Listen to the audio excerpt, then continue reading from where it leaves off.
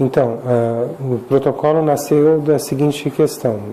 Num determinado momento da minha vida profissional, eu senti muita necessidade de tentar ajudar a mudar essa ideia de que a neurologia é uma especialidade médica de brilhantes diagnósticos e sem nenhum tratamento efetivo disponível para as doenças neurológicas, né?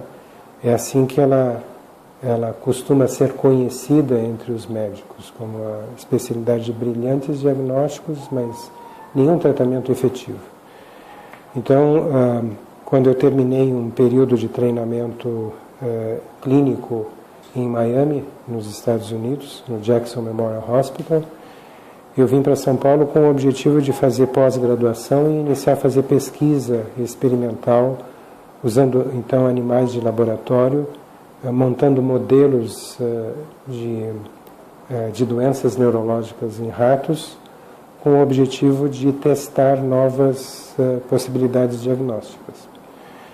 E na atividade de fazer pesquisa, você é obrigado a entrar a ter conhecimento, um conhecimento extremamente recente, né? Você não pode apenas ler num livro texto de neurologia que traz informações de 5 ou 10 anos atrás. Você é obrigado a saber o que foi publicado na semana passada em relação ao trabalho de pesquisa que você está fazendo. E essa foi o nosso objetivo. E ao tomar conhecimento de uma quantidade enorme de publicações que não são levadas ao livro-texto, nós passamos a nos questionar por que essas informações não são aplicadas na prática clínica. E eram informações, às vezes, extremamente simples.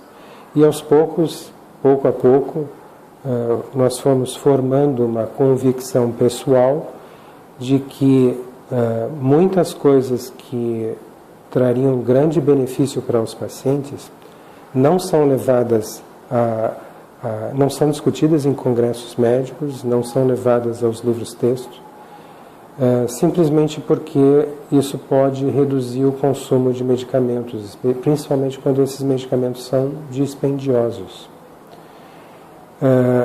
Num determinado momento, nós estávamos cientes de que a vitamina D estimula a produção de diversas substâncias que são neuroregeneradoras no cérebro das pessoas adultas, no cérebro de crianças, no cérebro de embriões, de fetos.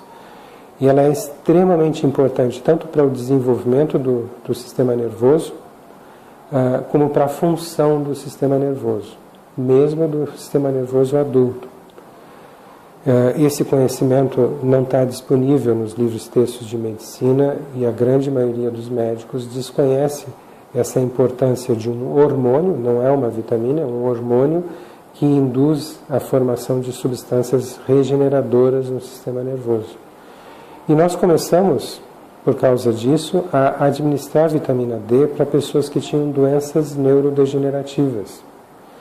E nos chamou a atenção quando um paciente com doença de Parkinson, nós começamos a dar vitamina D numa dose realista, fisiologicamente realista, e é importante que se diga que a dose diária que é recomendada, hoje em dia, internacionalmente recomendada, ela não tira nenhum paciente da deficiência, do estado de deficiência de vitamina D. É uma dose irrisória, muito, mas muito abaixo da dose fisiológica. Então, quando nós começamos a dar a dose fisiológica, que é a dose de 10 mil unidades por dia, apenas a dose que você produz por poucos minutos de exposição solar. Ou seja, se você estiver vestindo camiseta regata e bermuda, com as pernas e os braços expostos ao sol. Então você vai produzir em 20 minutos, se tiver a pele clara e for um indivíduo jovem, você vai produzir cerca de 10 mil unidades de vitamina D por dia. Então 10 mil unidades é uma dose fisiológica, não é uma superdose. Mas a grande maioria dos médicos considera essa dose como uma dose potencialmente tóxica. O que leva a essa ideia é que a dose diária hoje recomendada é de apenas 600 unidades internacionais. Então, o recomendado é 600 unidades, mas se uma pessoa ficar exposta ao sol por apenas 20 minutos, ela produz 10 mil unidades. Então, existe uma defasagem óbvia entre a prática médica e o conhecimento científico. Então, nós começamos a dar 10 mil unidades para pessoas com doenças neurodegenerativas. E eu me recordo que havia um paciente com doença de Parkinson que recebeu 10 mil unidades de vitamina D, e quando ele retornou na segunda consulta, depois de 3 meses, tomando 10 mil unidades de vitamina D por dia, ele tinha uma lesão de vitiligo nessa região da face, que diminuiu muito de volume, de área afetada pelo vitiligo, se reduziu drasticamente em poucos meses de administração de 10 mil unidades. Isso nos levou a buscar informações na literatura médica em relação aos efeitos da vitamina D no sistema imunológico. E nós ficamos absolutamente surpresos de ver a quantidade de publicações que já estavam disponíveis já naquela época, que seria aproximadamente 2001 ou 2002. Com base nesse primeiro resultado, nós começamos a dar 10 mil unidades de vitamina D para os pacientes com esclerose múltipla, que é a doença autoimunitária mais comum na neurologia e aquela que tem os efeitos mais devastadores entre os pacientes neurológicos. E nós ficamos surpresos de ver o quanto essas pessoas melhoraram. Esse foi o ponto inicial que nos levou a dar um grande valor, a atribuir o grande valor merecido à vitamina D no tratamento de doenças autoimunitárias. Hoje nós temos convicção absoluta, e não é nossa convicção apenas, mas é convicção da comunidade científica que trabalha, que faz pesquisa sobre vitamina D, que estuda os efeitos da vitamina D no sistema imunológico. A convicção está bem firmada de que a vitamina D é o maior regulador da atividade do sistema imunológico. Ela modifica o funcionamento de aproximadamente 4.500 genes em cada uma das células do sistema imunológico. Isso torna ela uma substância inigualável. Vou fazer uma comparação para que o público leigo entenda o que eu quis dizer com 4.500 genes, sendo modulados, tendo a sua atividade, a sua expressão modulada pela vitamina D. Imagine-se um arranha-céu, um edifício enorme de prédios comerciais. Imagine que 4.500 portas dentro desse prédio só são abertas ou fechadas por uma única chave. Então, compare esse prédio como sendo cada uma das células do sistema imunológico. E a chave seria a vitamina D. Então, na falta da vitamina D, você não consegue modular, abrir ou fechar, estimular ou reduzir a atividade de 4.500 funções biológicas dentro das células do sistema imunológico. Então, a falta dessa substância representa um desastre para o sistema imunológico.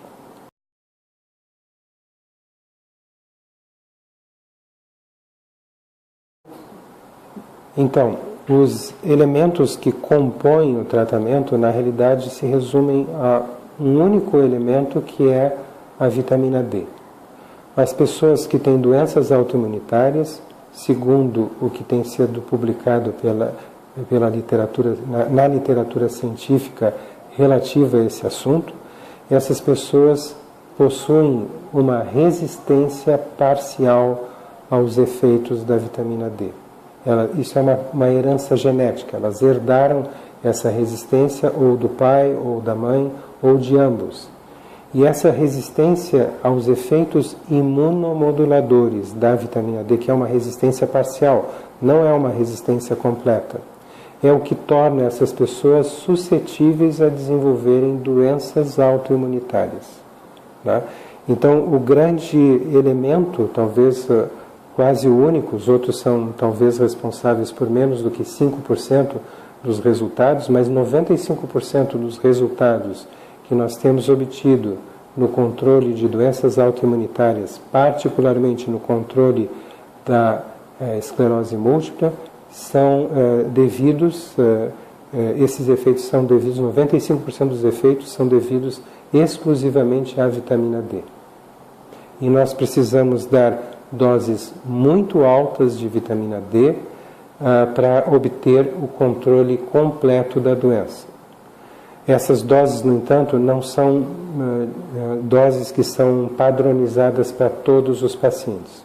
São doses que são particularizadas para cada paciente. Elas são ajustadas de acordo com o grau de resistência que cada pessoa portadora de uma doença autoimunitária possui à vitamina D.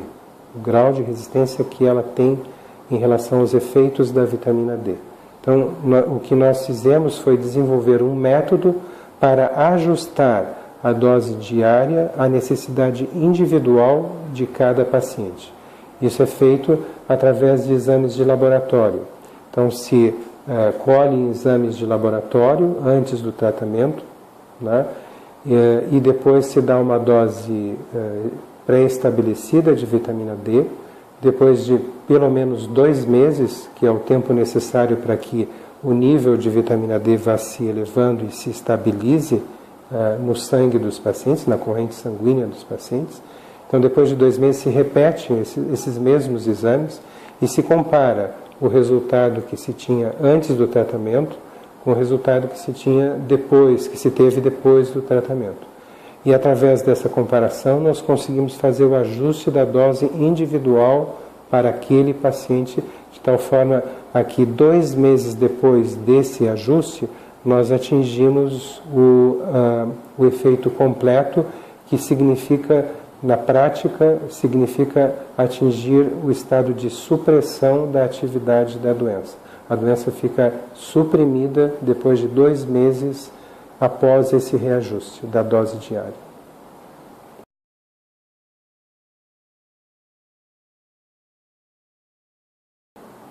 Então, nós hoje estamos trabalhando com 5 médicos que nos auxiliam aqui na clínica.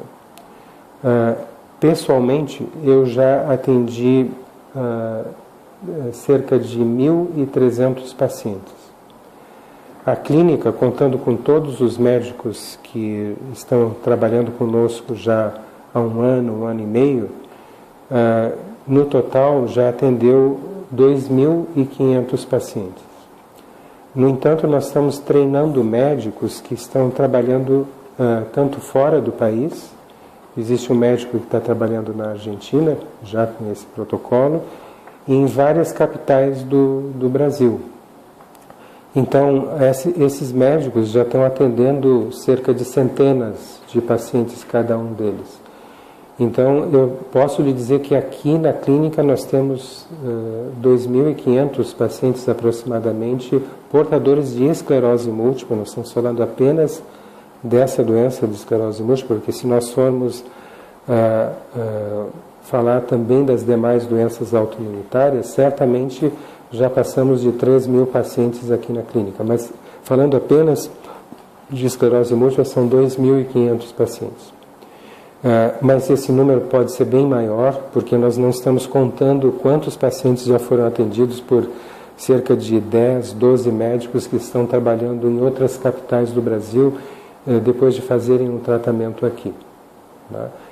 Cada um deles deve ter atendido já mais de uma centena de pacientes. Então, o número já atinge vários milhares de pacientes atendidos.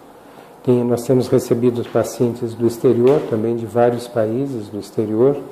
Isso é um fenômeno próprio da internet dos dias atuais, né? As pessoas criam comunidades.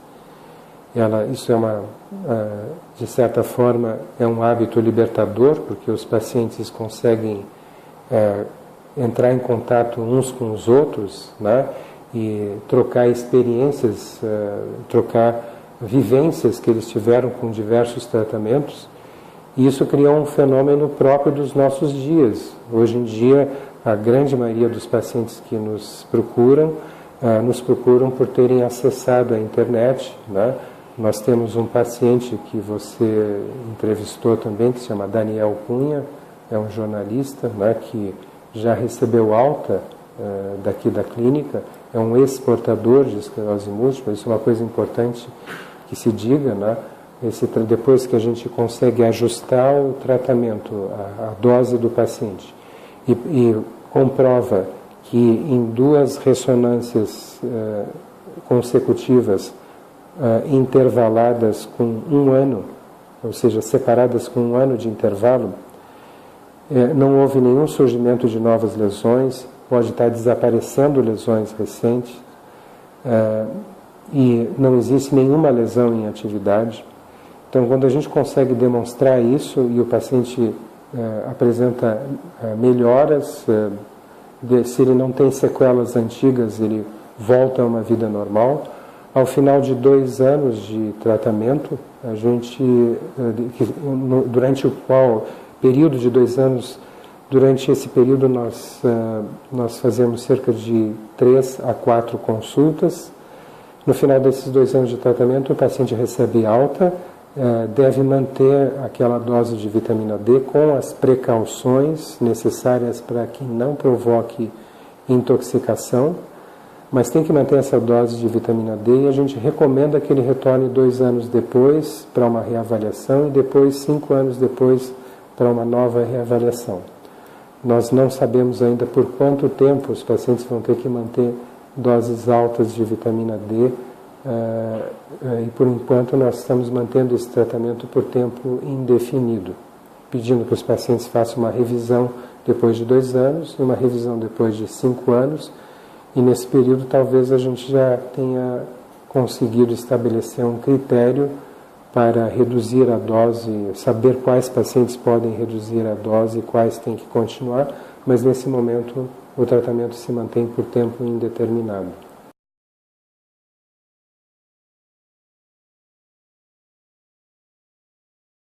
Então, aproximadamente 95% dos pacientes com esclerose múltipla, eles têm a doença, se mantém em supressão permanente.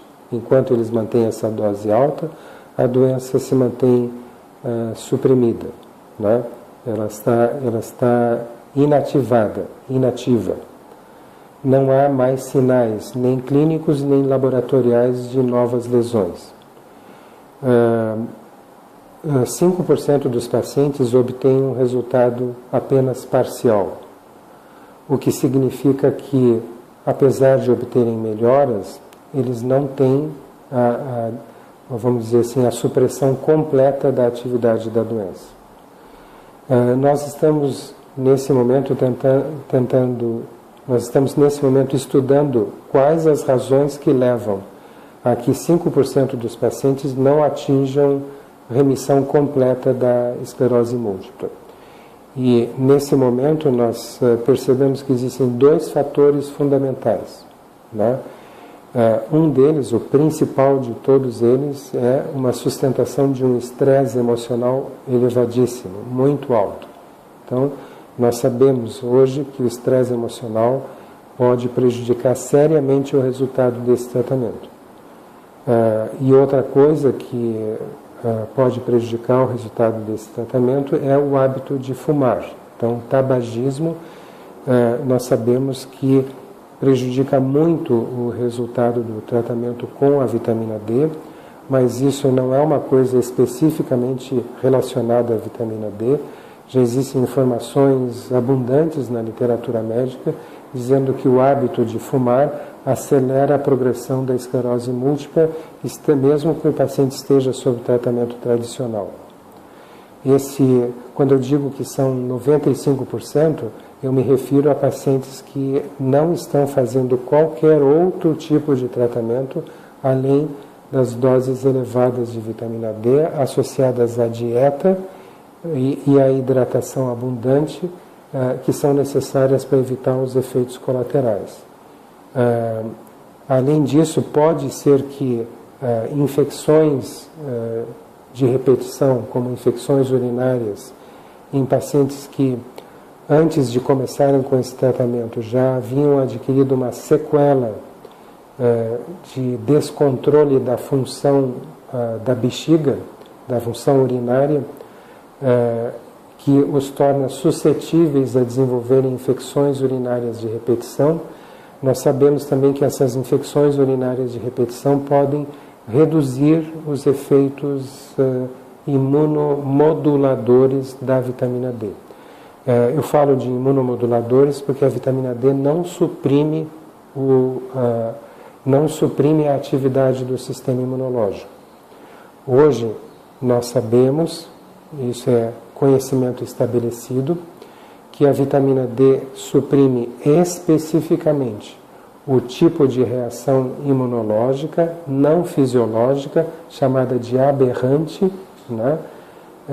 Que é conhecida pela sigla TH17, que é a reação imunológica que provoca as doenças autoimunitárias. Então, toda doença autoimunitária, toda agressão do sistema imunológico contra o próprio organismo é provocada por um tipo de reação que não é normal, não é fisiológica, é aberrante, que é chamada de TH17.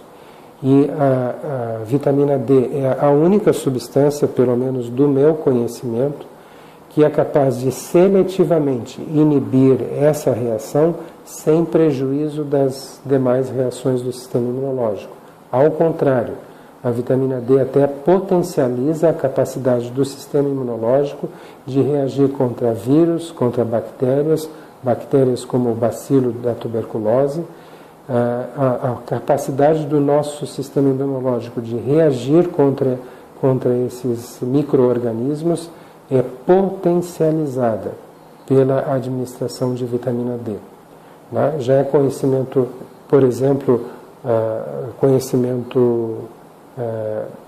já estabelecido na comunidade científica de que pacientes que são portadores de tuberculose precisam ser suplementados com vitamina D para que os efeitos dos tuberculostáticos se façam mais efetivos. Também se sabe que os pacientes, por exemplo, portadores de HIV ou portadores do vírus da hepatite C também necessitam ser suplementados por doses eficazes, não essas doses diárias recomendadas, internacionalmente recomendadas, mas doses diárias fisiológicas, tais como 10.000 unidades por dia. Eles necessitam dessas doses para que o vírus da hepatite C não provoque tanto dano ao fígado como provocaria no estado de deficiência de vitamina D. O mesmo ocorrendo para esses outros exemplos, o HIV e a tuberculose.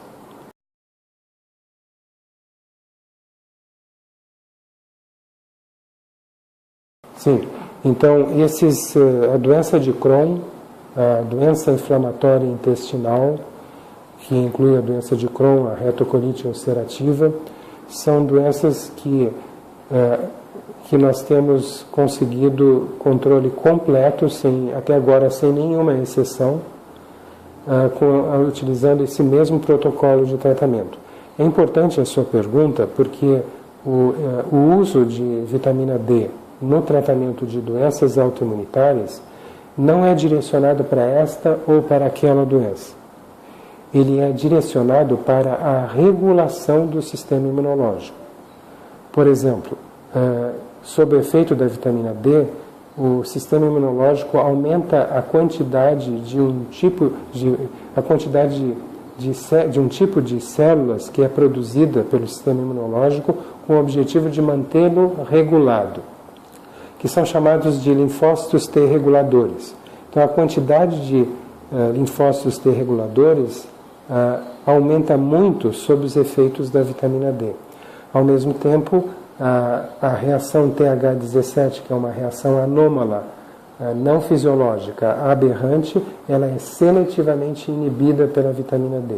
Como essas duas coisas são importantíssimas para o controle de qualquer doença autoimunitária, essas doenças autoimunitárias que você mencionou, como as doenças inflamatórias intestinais, a doença de Crohn e a retocolite ulcerativa, nos casos que nós temos tratado, os casos que nós temos tratado, têm respondido de uma forma completa. O paciente se vê completamente livre das manifestações da doença e mantém uma vida normal. Mas também necessita fazer, como eu lhe disse, manter aquela dieta em que ele não pode ingerir laticínios derivados de leite, aqueles alimentos que são integralmente constituídos por leite, e ele tem que manter uma hidratação mínima de 2,5 litros de líquidos por dia. Então, repetindo, essas doenças autoimunitárias que você mencionou, até agora, todos os casos que nós temos atendidos, que não são tantos casos como da esclerose múltipla, são provavelmente algumas dezenas de casos, todos eles têm respondido de uma forma completa, sem exceção aos efeitos da vitamina D em altas doses.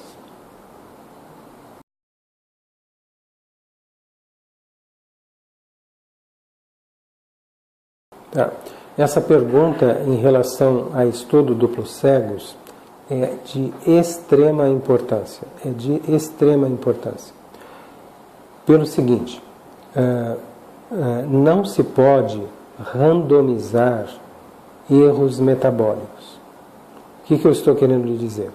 Se eu tenho uma pessoa que tem um problema metabólico identificado pelo laboratório, por exemplo, uma pessoa que tem hipotireoidismo, ela tem deficiência de hormônio da tireoide. Deficiência de hormônio da tireoide é letal, potencialmente letal, e pode provocar sérios danos à saúde da pessoa, se não for corrigida. Outro exemplo, diabetes do tipo 1, crianças que não produzem nada de insulina. Eu sou obrigado a corrigir essa deficiência, eu tenho que dar insulina. Então, nessas circunstâncias, quando você tem um problema metabólico, uma deficiência, uma resistência adquirida de uma forma hereditária em relação a um hormônio ou a uma vitamina, eu sou obrigado a corrigir. Se eu não corrigir, eu cometo erro de negligência médica.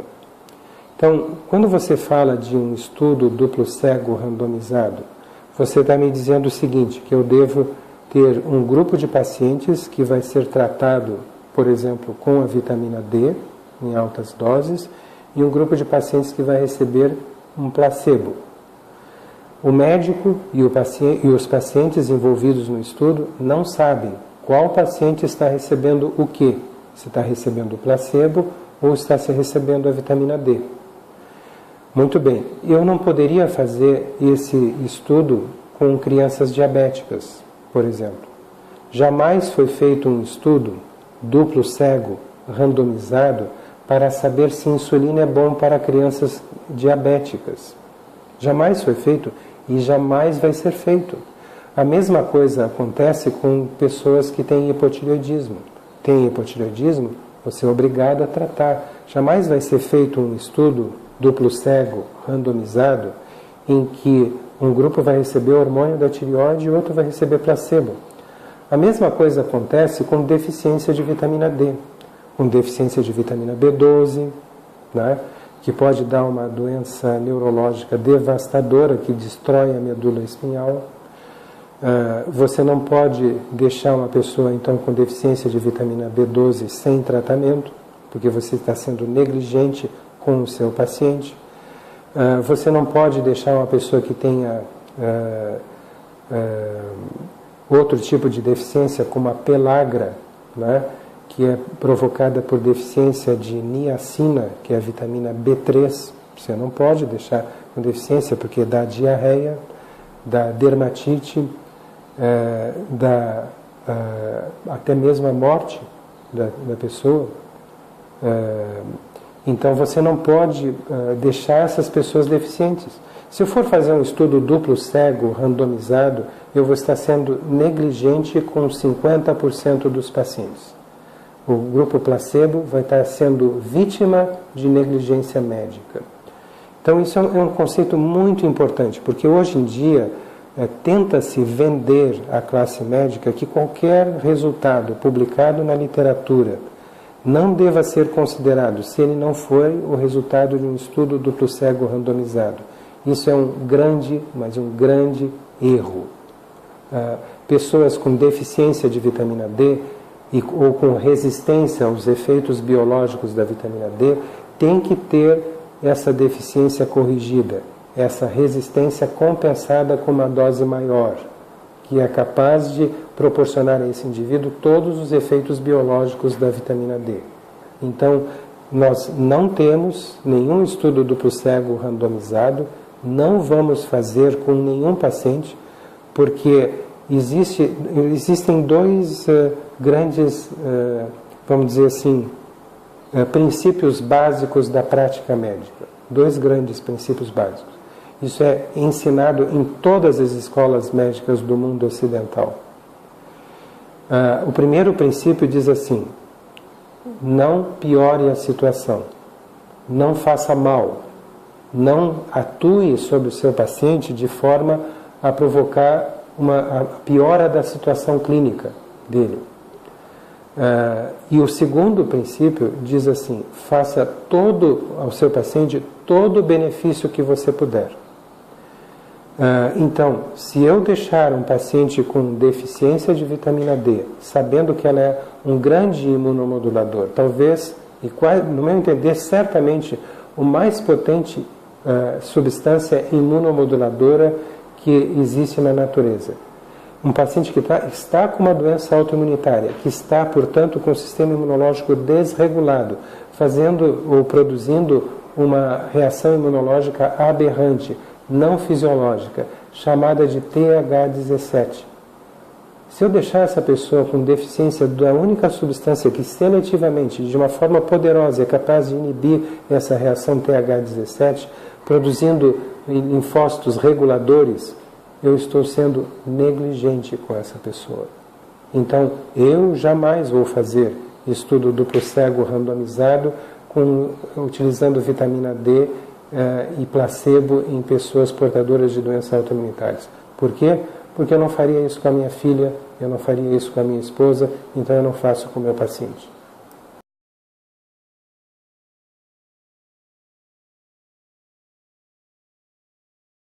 Nós começamos a utilizar a vitamina D no tratamento de doenças autoimunitárias no interesse do próprio paciente.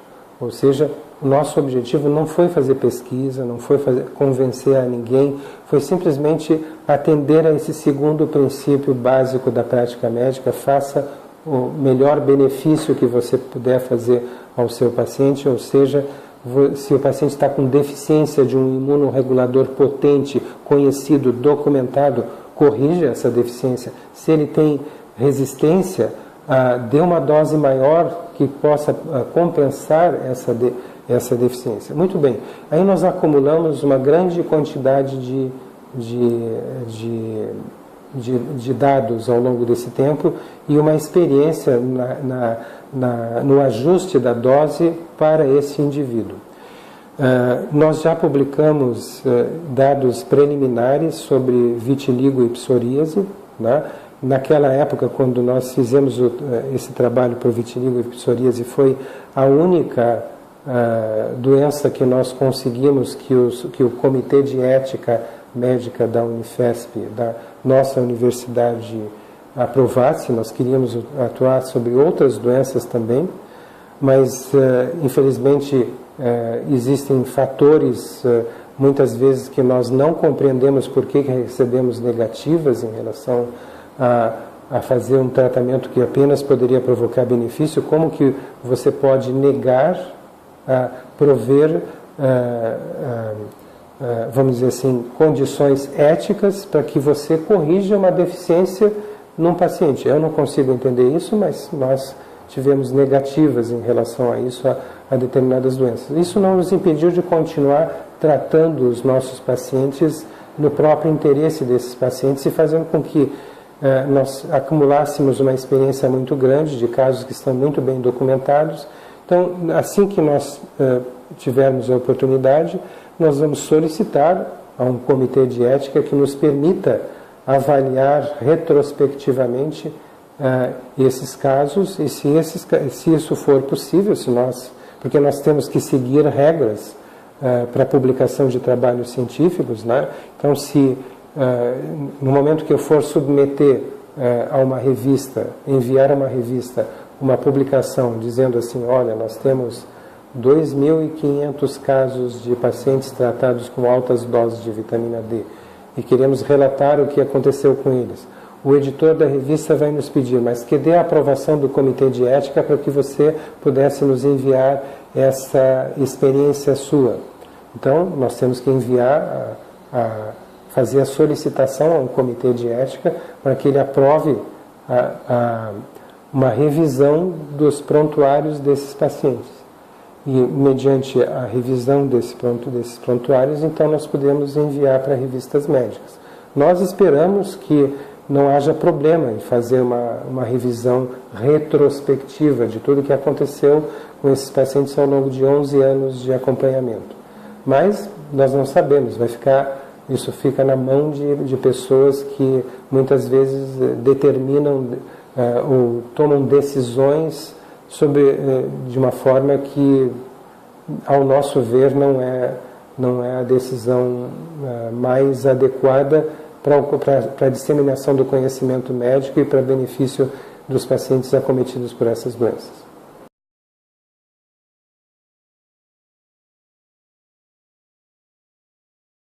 Sim, exatamente.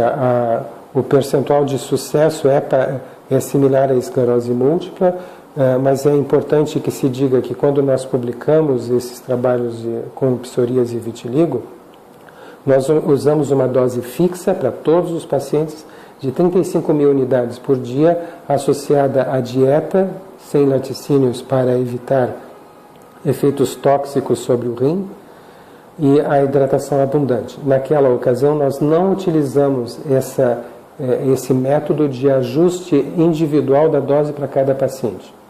Então, nós obtivemos esses resultados de 95% dos pacientes quando nós utilizamos esse método de ajuste individual da dose para cada paciente, conforme a resposta laboratorial que cada paciente nos mostra através da comparação dos exames laboratoriais, feitos antes do início da administração e aqueles feitos depois de passados 2 meses após essa administração. Então, o resultado, em outras palavras, o resultado subiu também para 95% de sucesso quando nós passamos a utilizar essa metodologia de ajustar de acordo com a resposta laboratorial individual que cada paciente tem para uma dose pré-estabelecida comum.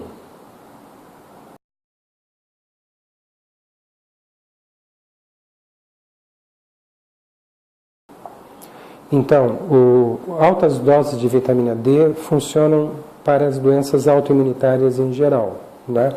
As doenças neurológicas autoimunitárias que nós temos utilizado vitamina D são, além da esclerose múltipla, neurite óptica isolada, não parte da esclerose múltipla. Nós temos utilizado também para doenças como a síndrome de Guillain-Barré. Nós temos utilizado também para doenças como a polineuropatia de origem autoimunitária. Nós temos utilizado também para miastenia graves, apenas para citar aquelas doenças neurológicas de caráter autoimunitário que eu consigo me recordar nesse momento. E o resultado do tratamento tem sido quando nós utilizamos essa metodologia de ajuste individual da dose para cada paciente, tem sido o mesmo da esclerose múltipla, 95% de supressão completa da atividade autoimunitária. O que não significa, né, que as sequelas antigas provocadas pelo sistema imunológico, já colocadas como sequelas estabelecidas, venham a regredir. De uma forma geral, nós conseguimos fazer com que ocorra a regressão completa ou quase completa das sequelas que se instalaram num prazo de 1 ano antes do início do tratamento com altas doses de vitamina D.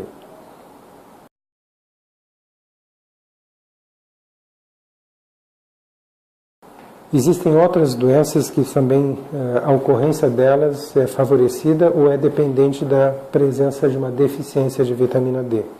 Por exemplo, a ocorrência de abortos de repetição no primeiro trimestre da gestação. Hoje em dia isso é considerado uma doença autoimunitária. O sistema imunológico rejeita a implantação do embrião. E a ocorrência disso é dependente da presença de deficiência de vitamina D e de resistência parcial aos efeitos biológicos imunorreguladores da vitamina D.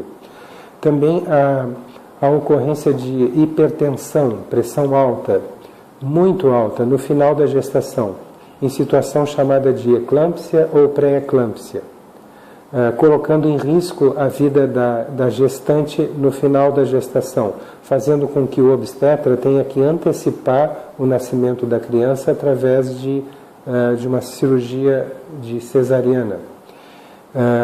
E essa também é uma ocorrência que é prevenida pela administração de doses adequadas de vitamina D. Né? Adequadas, eu menciono, cerca de 10.000 unidades por dia. Além disso, gestantes que não se expõem ao sol adequadamente, elas mantendo níveis muito baixos de vitamina D, elas correm alto risco de darem à luz a crianças que depois mostram comportamento autista, ou seja, o autismo é altamente favorecido pela deficiência de vitamina D, que ocorre na gestação e nos primeiros anos de vida. Também a deficiência de vitamina D ocorrendo no início da vida do indivíduo, no final da gestação ou nos primeiros anos de vida, aumenta muito a possibilidade que esse indivíduo, ao atingir a adolescência, desenvolva doenças psiquiátricas como esquizofrenia. Independente da idade do indivíduo, a deficiência de vitamina D favorece muito a ocorrência de depressão. Né? Processos depressivos são favorecidos ou até mesmo induzidos pela presença de deficiência de vitamina D, que raramente é investigada pelos médicos que hoje em dia tratam pessoas portadoras de depressão. Então nós temos sim, é importante falar sobre diabetes. Tanto o diabetes do tipo 1, que é autoimunitário, como o diabetes do tipo 2, que é o diabetes da maturidade, são altamente favorecidos pela deficiência da vitamina D. A produção de insulina é favorecida pela vitamina D, e a deficiência de vitamina D proporciona ou favorece a ocorrência de diabetes. Talvez seja uma das áreas onde mais tem sido pesquisada os efeitos da deficiência da vitamina D, tenha sido no caso do diabetes e das lesões que o diabetes provoca no organismo. Eu acho que essas são as mais importantes doenças que têm sido mencionadas em relação à vitamina D.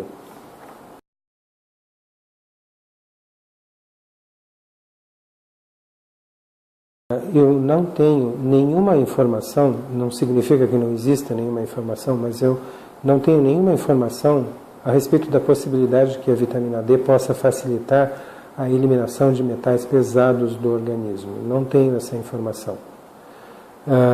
Eu tenho uma convicção fortíssima de que a ocorrência de doenças autoimunitárias depende principalmente de 3 fatores.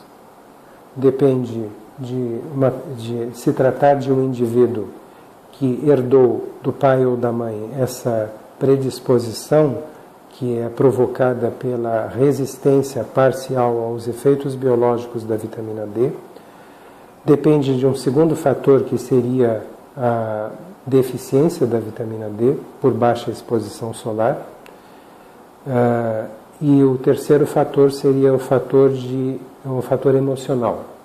Então, esse seria o gatilho que leva ao desencadeamento de doenças autoimunitárias em geral, inclusive da esclerose múltipla, em pessoas que têm esses dois outros fatores que a predispõem a desenvolver essa doença. Falta apenas o gatilho. Quando vem o gatilho emocional, de um estresse emocional, de um evento de vida estressante, por exemplo, um adolescente ou uma adolescente que vê os seus pais se separarem. Um indivíduo de 18, 19, 20 anos de idade que tem uma ruptura afetiva. Uma pessoa de seus 30, 35 anos de idade que vê a dissolução do casamento. Uma pessoa de mais idade que vê a morte inesperada do filho, experimenta a morte inesperada do filho. Então, são traumas emocionais que acabam levando ao desencadeamento de surtos de doenças autoimunitárias, inclusive da esclerose múltipla. Devido a essa experiência de ter 95% dos pacientes, aproximadamente 95% dos pacientes, com controle absoluto da doença, utilizando doses altas de vitamina D, não é que nós estejamos excluindo outros fatores que possam estar contribuindo para o processo. Mas se esses fatores de fato estão contribuindo para esse processo de desenvolvimento da doença autoimunitária, o papel deles é muito menor, de importância fisiopatológica muito menor do que os efeitos da vitamina D ou a falta dos efeitos biológicos e imunomoduladores da vitamina D no nosso organismo.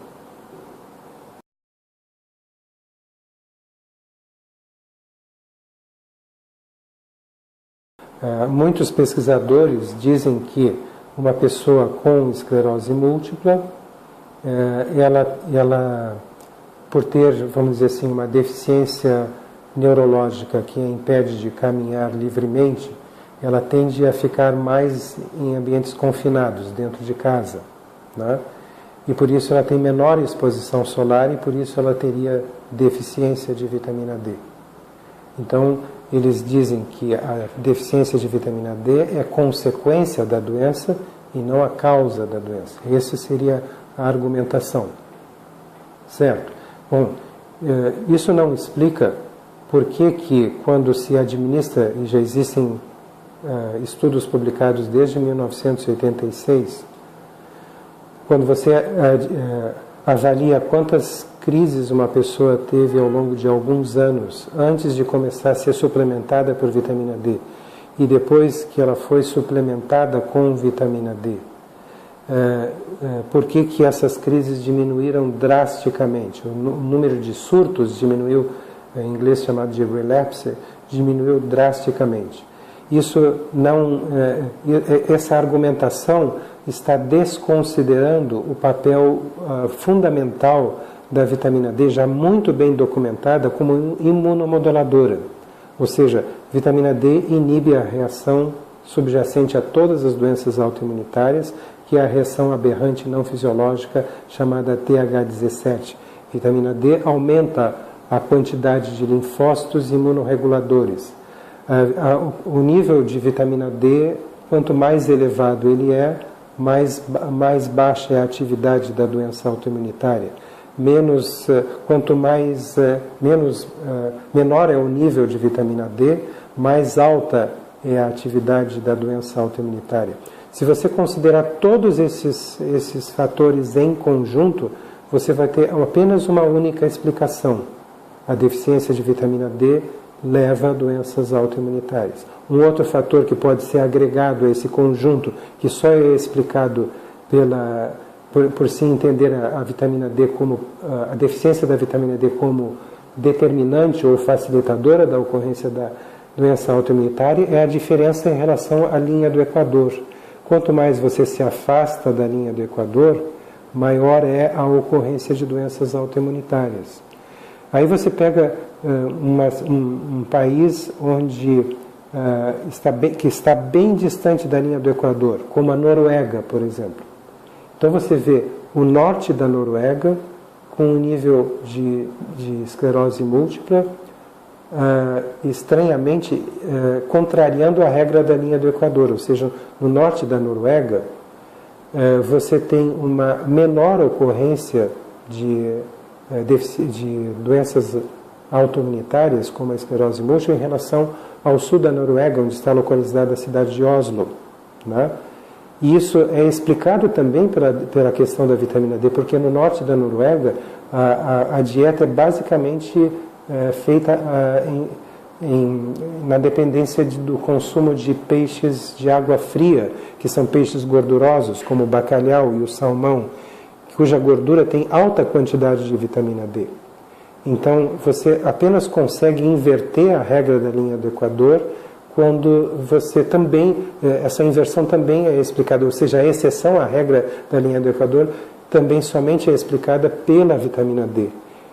A mesma coisa você verifica, por exemplo, na Suíça. Nos Alpes suíços, nas cidades situadas a cerca de 2.000 metros de altura, ou vilarejos situados a cerca de 2.000 metros de altura, a quantidade de vitamina D no sangue das pessoas é maior do que no norte da Suíça. E no norte da Suíça está mais próximo do nível do mar, né? Então, por que isso acontece?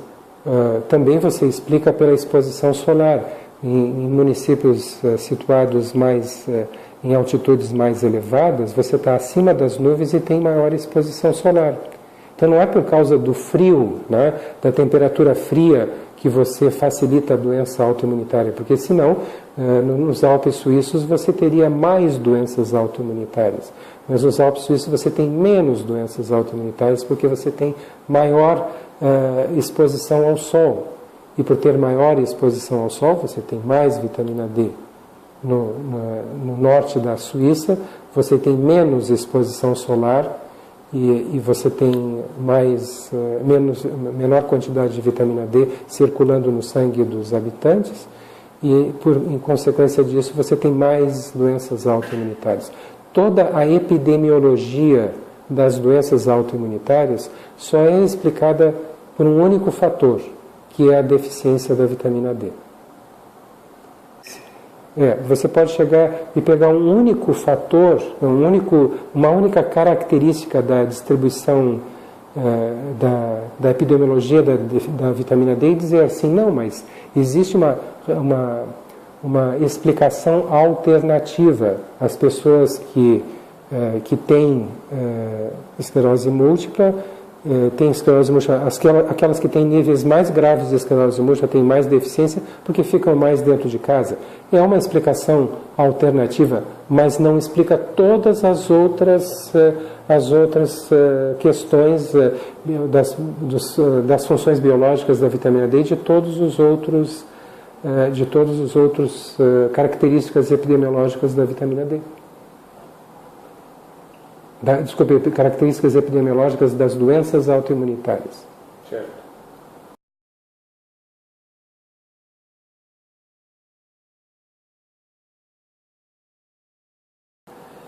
Então, o paratormônio para nós tem extrema importância.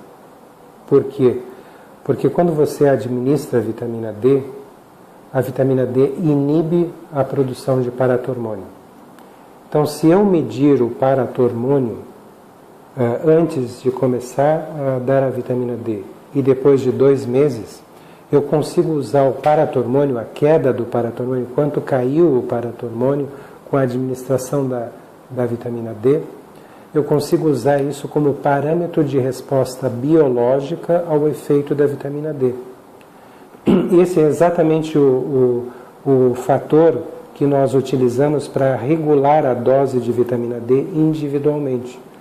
Se a vitamina D inibe a produção de paratormônio, eu elevo a vitamina D até que o paratormônio atinja o valor inferior do normal.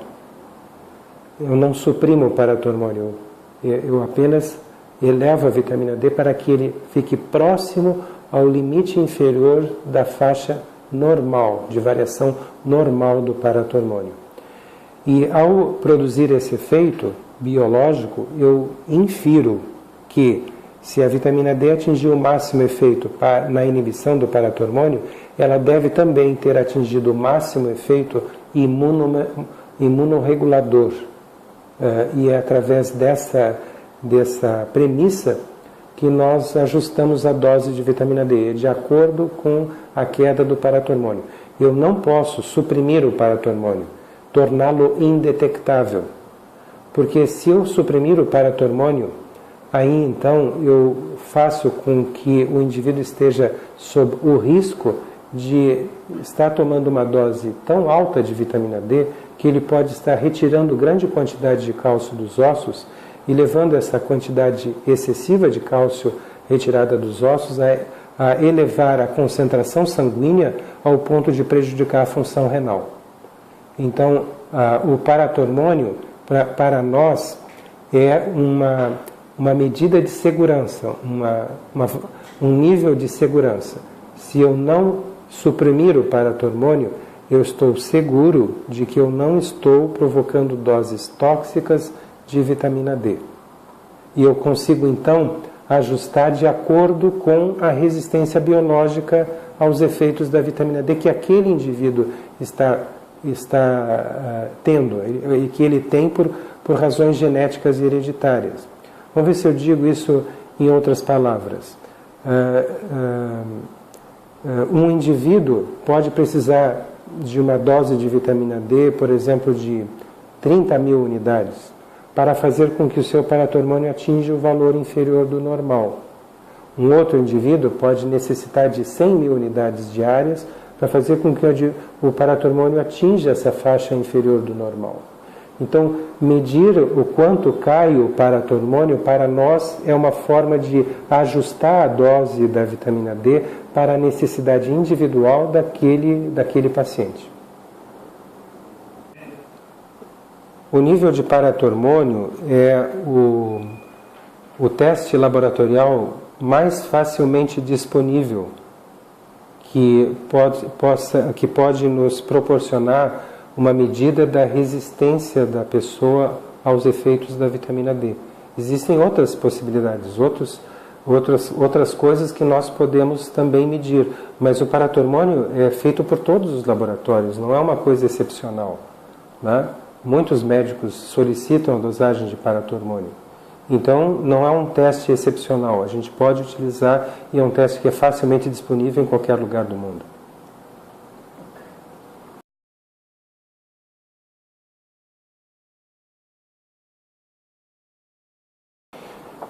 Na realidade, a gente, de certa forma, já respondeu essa pergunta, né?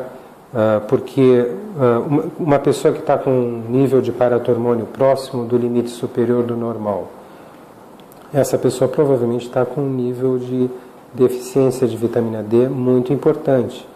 E ela está retirando o cálcio dos ossos para manter a concentração de cálcio no sangue, porque ele não tem vitamina D suficiente para absorver o cálcio do intestino, do alimento que está transitando no intestino, que está sendo digerido no intestino, por falta da vitamina D. Então, a pessoa que está com um paratormônio perto do limite superior do normal, até acima do limite superior do normal, ele tá com uma deficiência de vitamina D muito importante.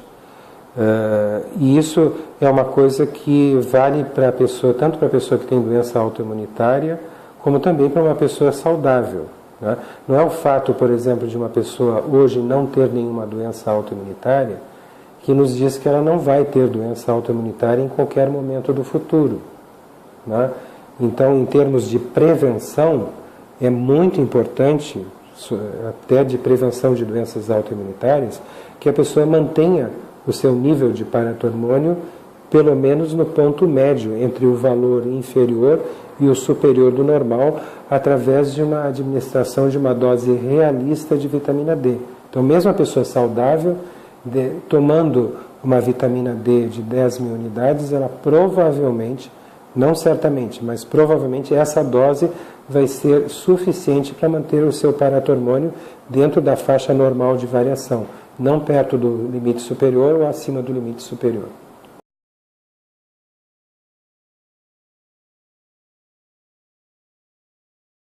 Sim, mas é uma questão importante. Os laboratórios têm diferentes faixas de variação de normalidade para o paratormônio. Então, um laboratório pode dizer que para o teste que ele faz, a forma como ele mede o paratormônio, o nível normal varia, por exemplo, de 4 a 58 picogramas por ml de soro. Um outro laboratório pode dizer que, para ele, a faixa de normalidade vai de 12 a 65 picogramas por ml de soro. Então, essa questão do nível abaixo de 20 é para pessoas que usam um laboratório que dizem que é de 12 a 65. A gente quer deixar entre 20 e 12. Mas uma pessoa que usa um laboratório que está dizendo que para este laboratório, esse segundo laboratório, o valor normal é de 4 a 58, então eu tenho que deixar entre 10 e 4. Ou seja, é a mesma coisa que eu lhe disse, eu quero deixar próximo do limite inferior do normal, mas não abaixo do limite inferior do normal. E eu ajusto a dose de vitamina D para obter esse efeito. Então não é necessariamente abaixo de 20. Abaixo de 20 ou abaixo de 10, ou entre 12 e 20, ou entre 10 e 4, depende de qual é a faixa de normalidade que o laboratório usa como referência. Né? Então vai depender do laboratório.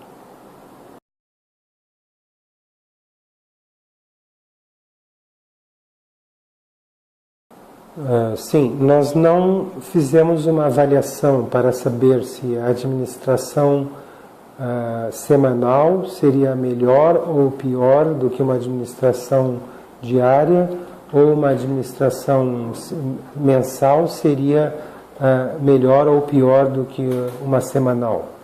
Nós não fizemos nenhuma tentativa de estudar isso.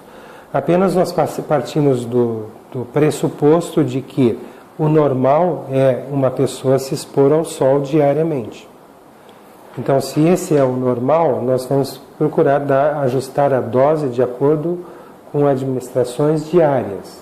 Né? E até se justifica isso porque nós evitamos grandes variações provocadas por administrações muito espaçadas.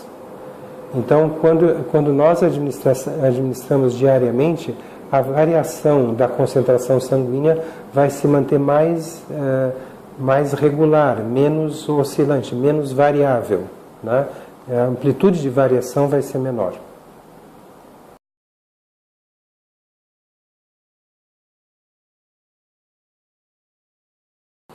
Não, a pessoa que toma 10 mil unidades por dia, ela está tomando uma dose fisiológica, que ela tomaria a mesma dose que ela produziria na pele se expusesse ao sol por 10 minutos sem protetor solar, vestindo camiseta regata e bermuda, ou seja, deixando braços e pernas expostos ao sol, sendo uma pessoa de pele clara e jovem. Então, isso não pode provocar nenhum problema para ninguém, porque é o que normalmente nós produzimos. Então não há necessidade de fazer qualquer dieta ou qualquer hidratação especial, além daquela que todo indivíduo deve tomar para manter a sua saúde de uma forma geral, mas não há necessidade de tomar nenhuma medida de precaução por estar tomando 10 mil unidades de vitamina D. A minha filha toma 10 mil unidades de vitamina D por dia há mais de 6 anos. Não há nenhum problema em tomar 10 mil unidades de vitamina D, não há necessidade de fazer qualquer medida de precaução. Essa definitivamente não é a dose tóxica, essa dose é vendida sem receita médica nos Estados Unidos sem nenhum problema.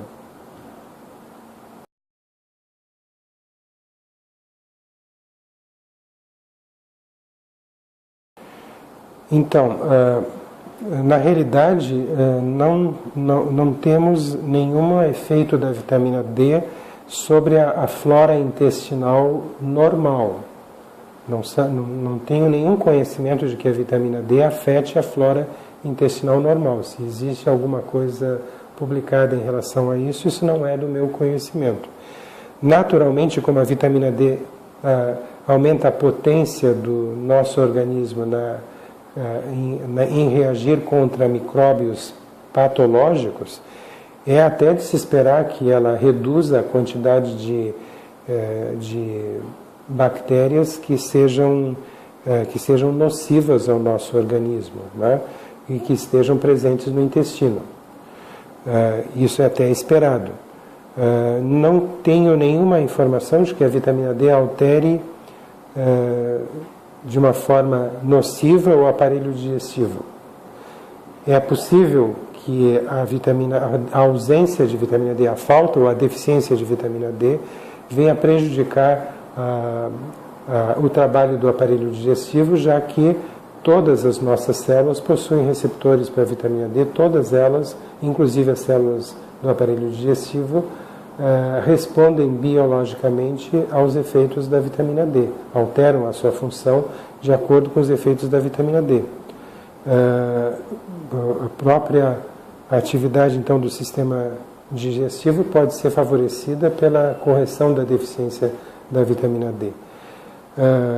Mas efeitos nocivos provocados por doses altas, desde que não sejam tóxicas, ou seja, desde que não sejam acompanhadas por aumento da concentração de cálcio no sangue. E esses efeitos nocivos sobre o aparelho digestivo não podem ocorrer com o uso de doses altas de vitamina D, desde que elas estejam ajustadas de acordo com os parâmetros de laboratório. Quanto ao receptor da vitamina D, bom, existem várias doenças que estão associadas a alterações do receptor, alterações genéticas do receptor da vitamina D, tornando essas pessoas também resistentes à vitamina D. Então, a ocorrência de resistência à vitamina D pode se dar devido ao fato de um indivíduo ter uma alteração da enzima que faz as ativações da vitamina D. São duas hidroxilases, né, enzimas chamadas de hidroxilases. Então, o indivíduo pode ter alterações da primeira hidroxilase, pode ter alterações da segunda hidroxilase, pode ter alteração do receptor da vitamina D, que está presente nas células alvo do efeito da vitamina D, da ação da vitamina D. E pode também, esse indivíduo pode ter uma alteração genética também, hereditária, da proteína que segura a vitamina D e carrega a vitamina D na circulação. Então, são várias alterações genéticas que podem explicar a resistência de um indivíduo à vitamina D ou a resistência do outro indivíduo à vitamina D através de uma outra alteração genética. O indivíduo, por outro lado, também pode necessitar de muito mais vitamina D pelo fato de que tem um peso excessivo para a sua altura. Uma pessoa de idade mais avançada tem uma menor quantidade de receptores para a vitamina D por célula, ou seja, diminui a concentração de receptores da vitamina D em cada célula devido ao avanço da idade. Então, são vários pontos em que um indivíduo pode ter explicada a sua resistência parcial aos efeitos da vitamina D. Um indivíduo pode ter 2 desses pontos, um outro indivíduo pode ter 3 deles, contribuindo para a resistência à vitamina D. Por isso, você utilizar um efeito final de toda essa cadeia de eventos, que é a redução dos níveis de paratormônio. É uma forma de você, vamos dizer assim, evitar de ter que verificar qual é o tipo de razão, por qual razão aquele indivíduo é resistente. Não importa se é por uma, por duas, por esta, por aquela, ou por mais do que uma razão que ele seja resistente à vitamina D. Você medindo um efeito biológico, que é a redução dos níveis de paratormônio, você vê o efeito final de todas essas possíveis pontos de resistência à vitamina D. E é uma forma, então, de você otimizar o seu trabalho no sentido de atingir o melhor efeito biológico da vitamina D para aquele indivíduo, sem ter que fazer múltiplas tipagens genéticas para saber que encareceriam muito esse tratamento. Então, você simplifica tudo medindo só um único efeito biológico, que seria a redução do nível de paratormônio.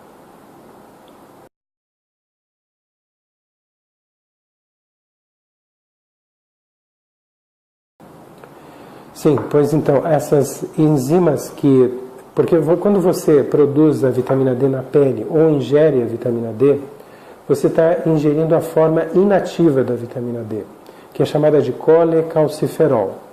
Esse colecalciferol vai ter que sofrer a ação de duas enzimas consecutivamente para ser transformado na forma final, que é a forma ativa. Então, o colecalciferol sofre a ação de uma enzima chamada de 25-hidroxilase, que coloca um grupamento químico chamado hidroxila na posição 25 da molécula do colecalciferol, transformando esse colecalciferol no calcidiol, 25-hidroxivitamina D, que é o que é medido no sangue para se detectar se o indivíduo tem deficiência ou não. Por sua vez, essa substância, o 25-hidroxivitamina D, ou calcidiol, ela sofre a ação de uma segunda hidroxilase que coloca mais um grupamento químico agora na posição 1. Então essa enzima é chamada de 1-alfa-hidroxilase e ela também pode estar geneticamente alterada. E finalmente, então, você produz, através da ação dessa segunda hidroxilase, você produz a forma ativa da vitamina D, que é chamada de 1,25-dihidroxi D3, ou calcitriol, que é o que vai agir, produzir o efeito biológico final sobre as células do sistema imunológico e todas as células do nosso organismo. Muito bem, essas hidroxilases, elas dependem da vitamina D. Não diretamente, mas dependem da vitamina B2. Não diretamente, mas indiretamente, né? Porque ao fazerem o seu papel de hidroxilarem a vitamina D, elas se tornam oxidadas, a enzima se torna oxidada. E para que ela possa recolher uma nova molécula e hidroxilar novamente outra molécula, então, ela precisa ser reduzida, quimicamente ela precisa passar por um processo de redução. E esse processo de redução requer a presença de vitamina B2. Cerca de 10 a 15% da população em geral, mundial em geral, eles têm muita dificuldade de absorver a vitamina B2. Isso é uma alteração genética que afeta 10 a 15% da população. Em algumas regiões da Itália que tiveram malária endêmica ao longo de séculos, desde o ano 300 a.C., esse percentual da população pode ser ainda mais elevado, pode passar de 50% dos indivíduos afetados. E essas regiões, em geral, correspondem à Península do Po, na Itália, que é a região de Veneza, né? E a outra região no outro lado no lado essa também foi uma região em que houve malária endêmica ao longo de vários séculos, desde o ano 300 a.C. A Sardenha também teve malária endêmica ao longo de séculos, e aparentemente as pessoas que tinham dificuldade de absorver a vitamina D, a vitamina B2 dos alimentos, elas eram resistentes à malária. Então, as crianças que tinham esse problema genético, elas não morriam de malária na infância. Elas conseguiam atingir a idade adulta e passavam seus genes para a geração futura. Ao passo que as crianças que não tinham essa alteração genética eram suscetíveis à malária. E então muito mais crianças que não tinham essa alteração genética morriam de malária na infância e não conseguiam passar os seus genes para a geração futura, atingir a idade adulta e passar os seus genes para a geração futura. Então, ao longo dos séculos, houve uma seleção natural.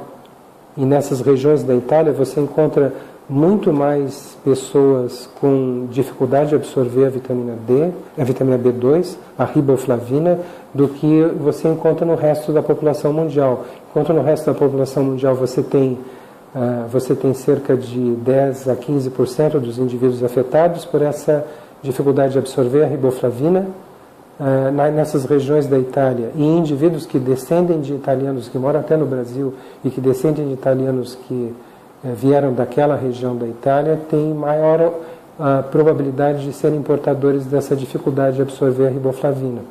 Isso pode contribuir para a resistência à vitamina D, porque as hidroxilases, na falta de um nível adequado de vitamina D, elas vão funcionar mal.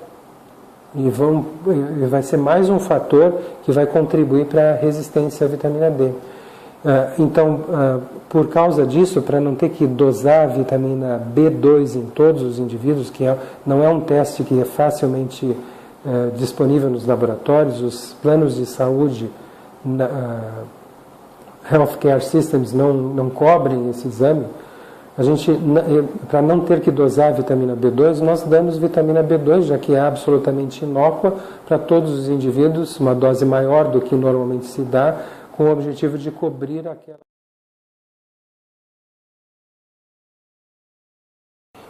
Bom, nós medimos o fósforo porque a vitamina D, ela mobiliza tanto o cálcio como o fósforo do tecido ósseo, né? E como nós estamos usando doses inéditas de vitamina D, isso foi uma sugestão, inclusive do professor Michael Hawley, que a gente devia documentar tudo o que está acontecendo, né? Mas uma das nossas preocupações é que não estivesse alterado o fósforo, os níveis de fósforo não estivessem alterados. E, de fato, essas doses que nós estamos usando com essas precauções não têm alterado os níveis de fósforo, né? Então, isso é apenas uma precaução para ter certeza que os pacientes estão bem, sob o ponto de vista laboratorial. Todos os parâmetros laboratoriais que podem ser alterados por doses altas de vitamina D estão sendo medidos. E esse é um deles. Essa é a razão pela qual nós medimos os níveis de fósforo.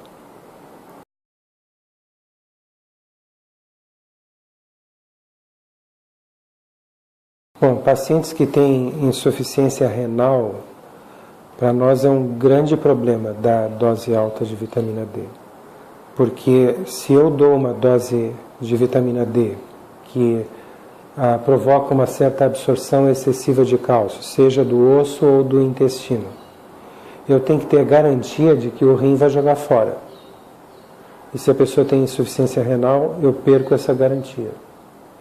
Então, para nós, se uma pessoa vem com insuficiência renal, isso dá muito, mas muito mais trabalho, tem que ter muito mais cuidado do que uma pessoa que tem a função renal normal. Essa é a única coisa que eu posso acrescentar em relação à questão da insuficiência renal. Existem doenças como o lúpus eritematoso sistêmico, em que o sistema imunológico agride o rim, né? A gente procura desligar o lúpus antes que ele provoque lesão renal. Se a pessoa já vem com uma lesão renal, nós temos que ter muito cuidado. Nós começamos com doses menores de vitamina D para ter segurança de que nada vai acontecer com essa pessoa.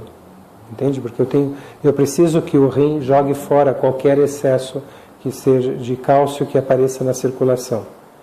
E se a pessoa tem insuficiência renal, isso se torna um problema.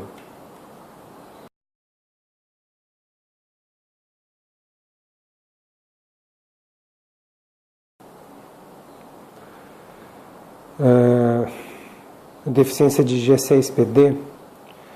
Então, a deficiência de G6PD é uma das doenças que aumentaram na Itália em decorrência da malária endêmica.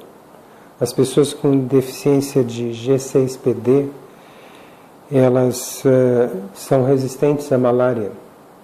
E houve o mesmo tipo de seleção natural que aconteceu com a deficiência da riboflavina. Mas eu não tenho nenhum dado que me indique que vitamina D e deficiência de G6PD são coisas incompatíveis, ou seja, que eu não possa dar vitamina D para pessoas que têm deficiência de glicose 6-fosfato desidrogenase, que é a chamada G6PD.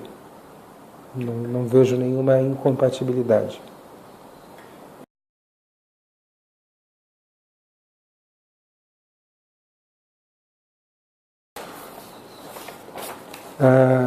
Não tenho essa informação de que a vitamina D possa beneficiar pessoas com distonia.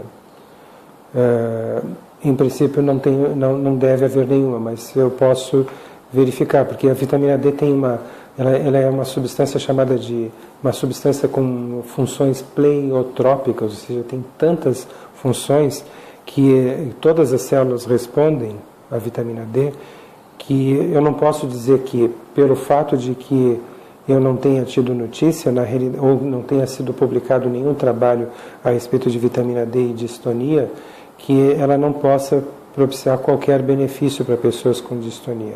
Mas essa informação eu não tenho presente, não tenho disponível nesse momento.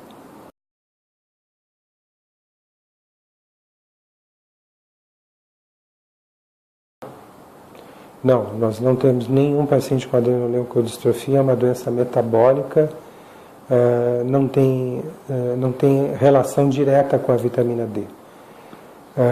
Muitas pessoas que têm doenças degenerativas do sistema nervoso potencialmente podem se beneficiar com doses razoáveis de vitamina D. Certamente essas pessoas não podem permanecer com deficiência de vitamina D, porque aí você vai superpor duas coisas, o problema genético, hereditário, metabólico próprio daquela doença e mais a deficiência da vitamina D, que pode acelerar a progressão da doença.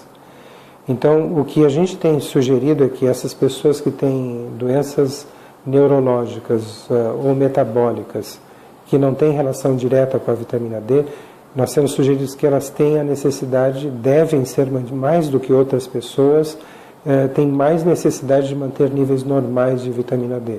Nós não estamos aconselhando doses altas de vitamina D, mas apenas doses normais para essas pessoas, que seriam 10.000 unidades por dia. Elas não devem, mais do que outras pessoas, elas devem ter mais preocupação em não permanecer deficientes em vitamina D.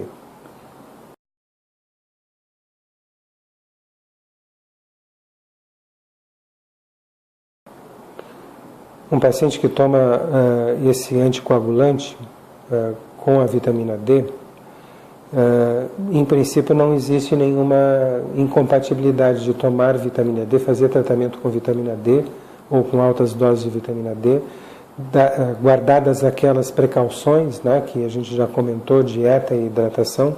Não temos conhecimento de que possa provocar qualquer problema com o uso de anticoagulantes. A única coisa que parece ser um alerta importante é que pessoas que têm hipertireoidismo, ou seja, estão com níveis elevados de hormônios da tireoide e não estão compensados, ou seja, não estão tomando a medicação ou não estão fazendo o tratamento que os manteria com os níveis normais de hormônios da tireoide. Então, essas pessoas podem ser ultrassensíveis aos efeitos tóxicos da vitamina D, porque o hormônio da tireoide, vamos dizer assim, potencializa o efeito da vitamina D em mobilizar o cálcio do osso. Então, essas pessoas são mais sensíveis à vitamina D, aquelas que têm hipertireoidismo não tratado, não controlado. Então, isso é um alerta. Nós tivemos já 2 casos de pessoas que desenvolveram hipertireoidismo, né, e se tornaram mais sensíveis à vitamina D do que a gente normalmente verifica. O nível de sensibilidade dessas pessoas é muito mais alto do que as pessoas que têm a função tireoidiana normal.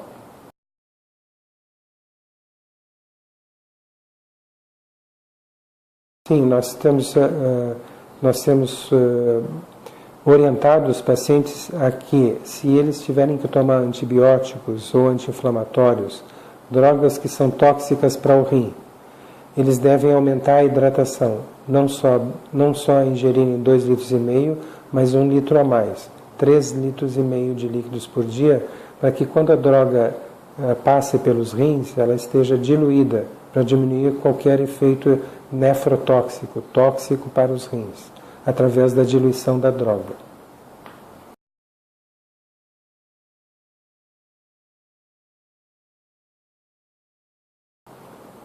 A pessoa que toma 10.000 unidades de vitamina D tem a mesma dose de vitamina D que uma pessoa jovem produziria na pele, vestindo camiseta, regata e bermuda, ou seja, deixando os braços e pernas expostos ao sol. Uma pessoa jovem de pele clara, sem uso de protetor solar, produziria 10.000 unidades de vitamina D. Então, 10.000 unidades de vitamina D não pode, em hipótese alguma, ser considerada dose tóxica de vitamina D. E não há nenhuma necessidade de fazer controle laboratorial ou acompanhamento médico pelo simples fato de um adulto estar tomando 10.000 unidades de vitamina D. E o mesmo não vale para crianças, né? Para crianças que têm baixo peso, essa dose pode ser excessiva.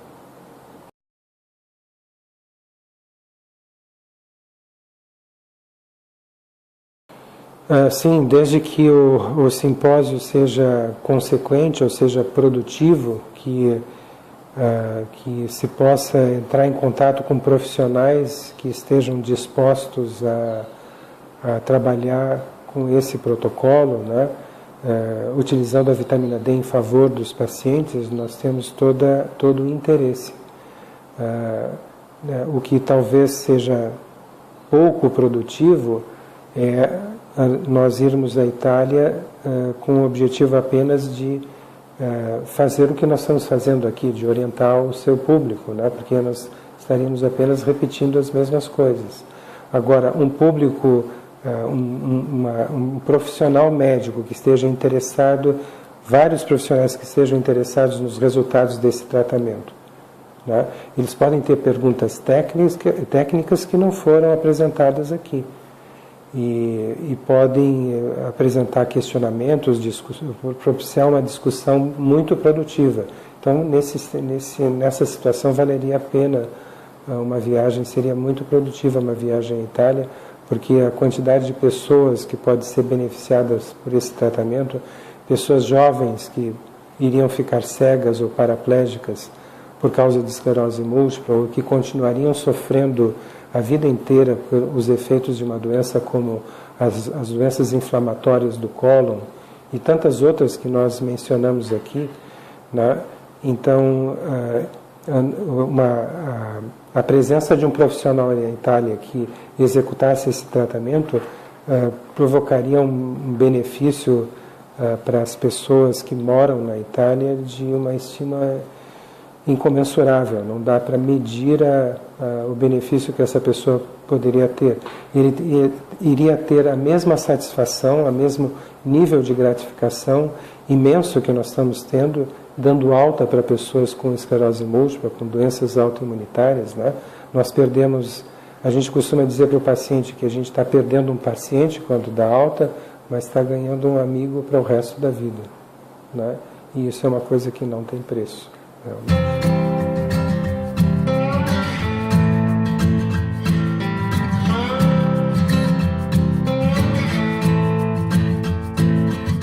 I've been running and I've been screaming and I've been crawling after you. I've been saying that I don't need it, but damn it, I still do.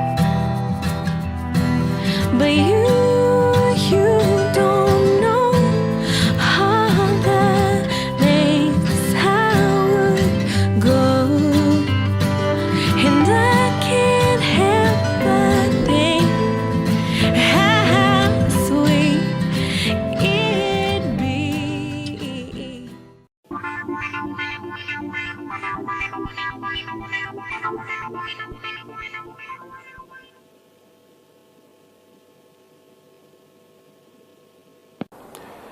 Então, o protocolo nasceu da seguinte questão.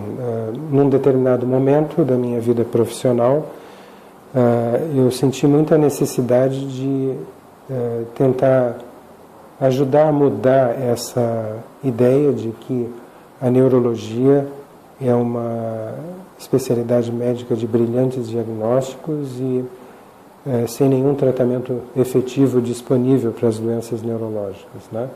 É assim que ela costuma ser conhecida entre os médicos, como a especialidade de brilhantes diagnósticos, mas nenhum tratamento efetivo.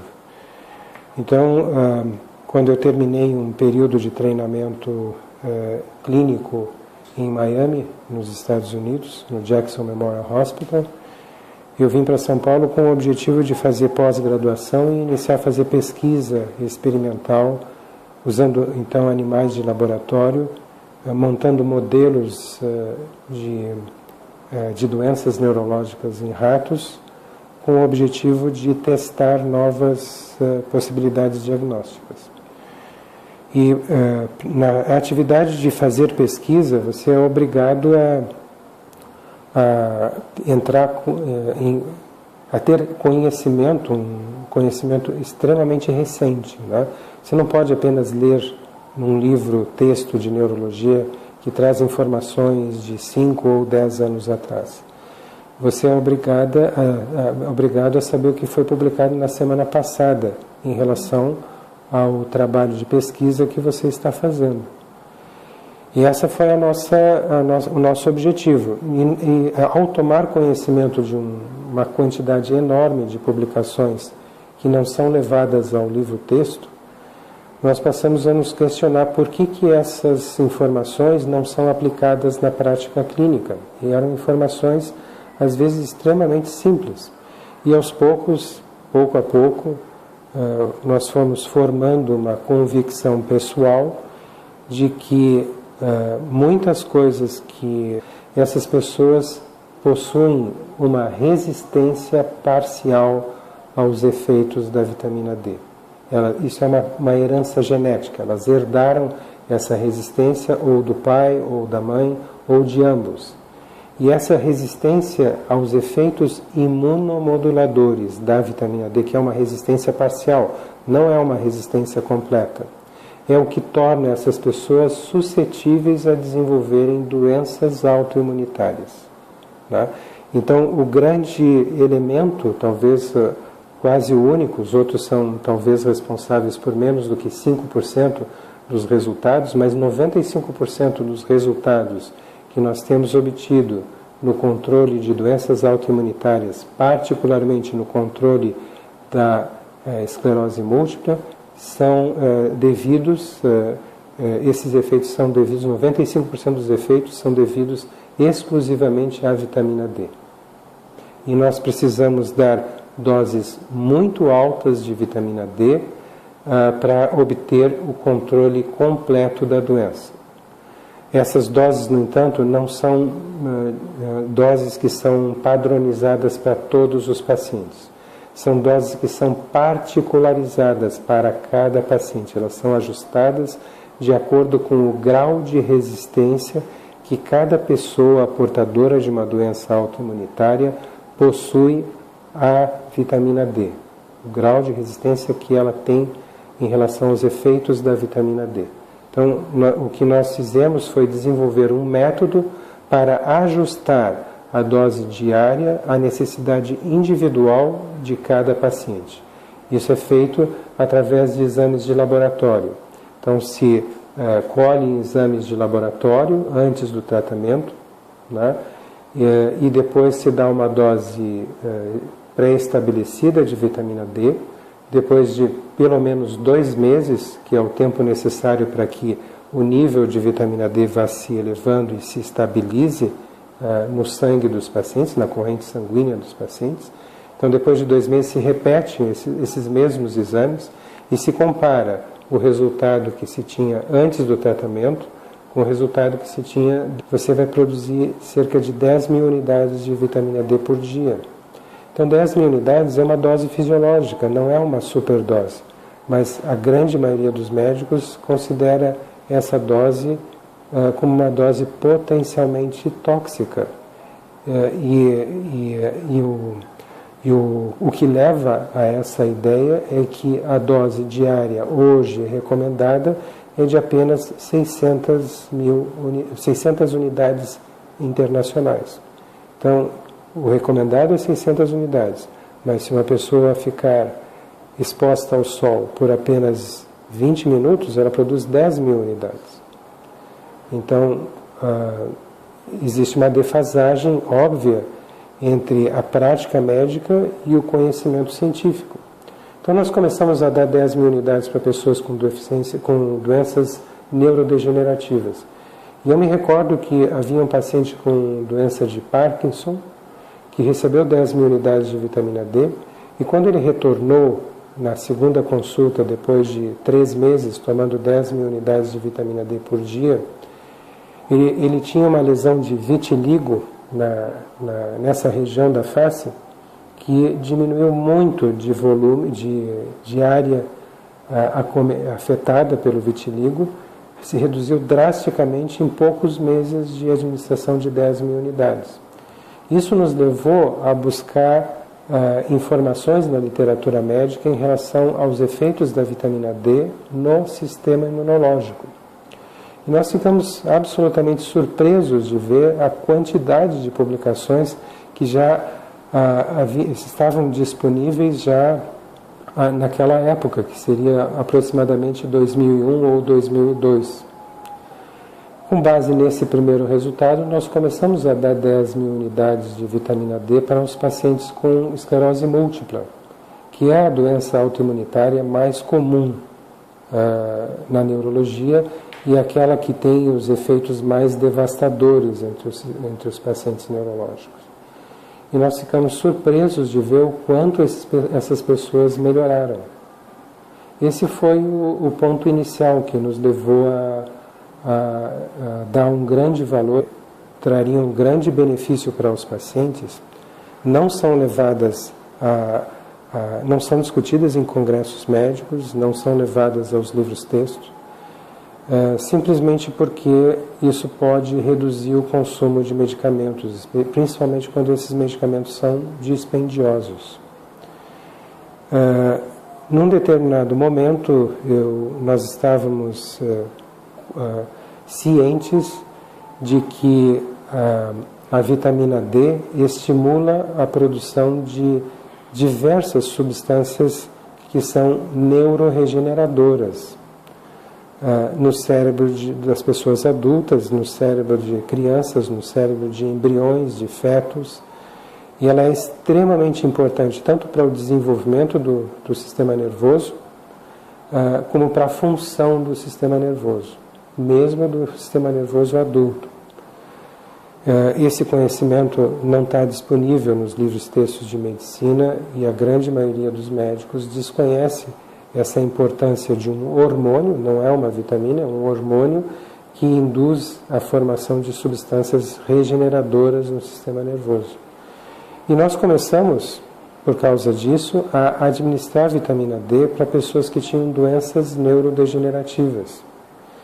E nos chamou a atenção quando um paciente com doença de Parkinson, nós começamos a dar vitamina D numa dose realista, fisiologicamente realista, e é importante que se diga que a dose diária que é recomendada, hoje em dia, internacionalmente recomendada, ela não tira nenhum paciente da deficiência, do estado de deficiência de vitamina D, é uma dose irrisória, muito, mas muito abaixo da dose fisiológica. Então, quando nós começamos a dar a dose fisiológica, que é a dose de 10 mil unidades por dia, apenas a dose que você produz por poucos minutos de exposição solar. Ou seja, se você estiver vestindo camiseta regata e bermuda, com as pernas e os braços expostos ao sol, então você vai produzir em 20 minutos, se tiver a pele clara e for um indivíduo jovem, para atribuir o grande valor merecido da vitamina D no tratamento de doenças autoimunitárias. Hoje nós temos convicção absoluta, e não é nossa convicção apenas, mas é convicção da comunidade científica que trabalha, que faz pesquisa sobre vitamina D, que estuda os efeitos da vitamina D no sistema imunológico, a convicção está bem firmada de que a vitamina D é o maior regulador da atividade do sistema imunológico. Ela modifica o funcionamento de aproximadamente 4.500 genes em cada uma das células do sistema imunológico. Isso torna ela uma substância inigualável. Vou fazer uma comparação para que o público leigo entenda o que eu quis dizer com 4.500 genes, sendo modulados, tendo a sua atividade, a sua expressão modulada pela vitamina D. Imagine-se um arranha-céu, um edifício enorme de prédios comerciais. Imagine que 4.500 portas dentro desse prédio só são abertas ou fechadas por uma única chave. Então, compare esse prédio como sendo cada uma das células do sistema imunológico. E a chave seria a vitamina D.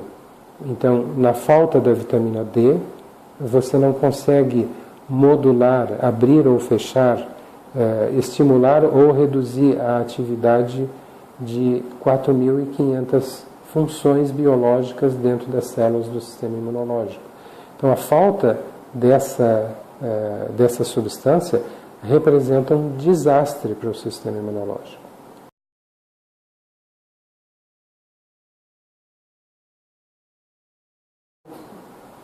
Então, os elementos que compõem o tratamento, na realidade, se resumem a um único elemento, que é a vitamina D.